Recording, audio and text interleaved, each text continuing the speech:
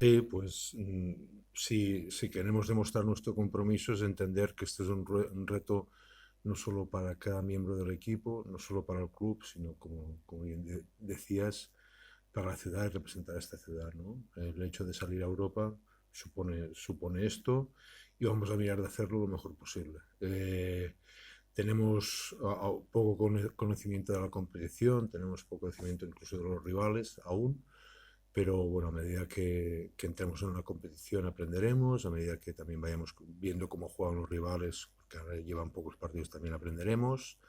Y se trata de al final ser lo máximo competitivos que podamos ser. Y ahí está el reto.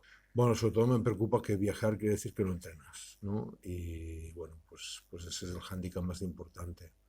Pero este es el desplazamiento más largo que vamos a tener seguramente en toda la temporada y pues bueno, pues es el que toca, ¿no? Y en este sentido llevarlo bien, ajustar los biorritmos lo mejor que podamos, viajar de la mejor manera que podamos, pero con un chip de mentalidad de claramente para vamos a competir, ¿no? No solo vamos a viajar, sino vamos a jugar un partido. Bueno, lo que pasa es que tienen jugadores sí conocidos, sobre todo en el perímetro, y que han jugado en buenos equipos europeos y que han sido jugadores con caché europeo, ¿no? Pues bueno, vamos a tener que estar muy bien con toda esta creación, vamos a tener que estar muy bien en todo lo que es la defensa de campo abierto y de pick and roll, vamos a tener que estar muy bien y sólidos en todo lo que nos planteen también a nivel defensivo, saber atacarlo. Y bueno, pues ahí el reto, ¿no?